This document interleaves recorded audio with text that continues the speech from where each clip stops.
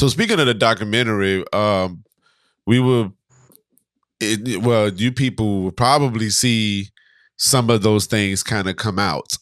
We might see a little bit of the was it the intrigueness or like the kind of your wheels moving, or maybe we might see some parts in there where it might be a little bit of frustration or whatever the case may be. But I want to ask you this: do you feel like, well, was there something in the documentary, or while you were going through the process of shooting the documentary, that you were nervous that people would see?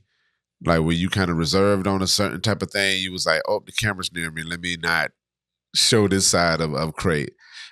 I feel like I know the answer, but just want to ask. Yeah. So for better or for worse, like, no. Like most people know, like people who really know me, like know, like they know what they're gonna get with me. Right.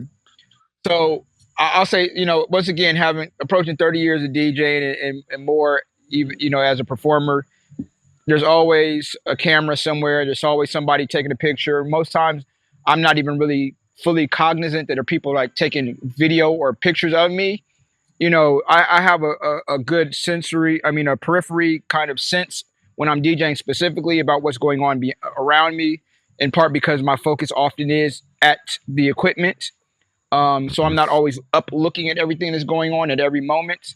But I still have a good understanding and sense of what's going on and what the energy is and when people may be trying to get video and all that.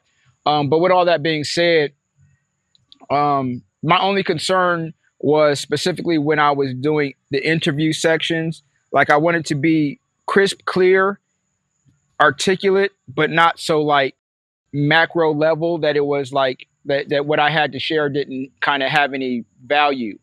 Because once again, we can all hop on YouTube, go to whatever podcast and kind of get these different levels of insight. And I don't think any is bad per se, but I think there's also kind of this umbrella space that a lot of conversations happen in, to where like the nuance is lost or can't be had because all of the conversation is so broad.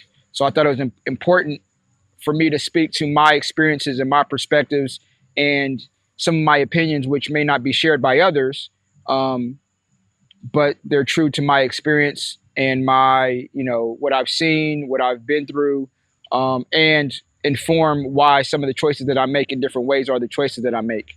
And while people may not agree with those or even fully understand them, I think the roughest part or the most difficult part for me was trying to be clear, concise, but absolutely true to my what I think or what I feel, but also not be rude, disrespectful, or because that's never my intent.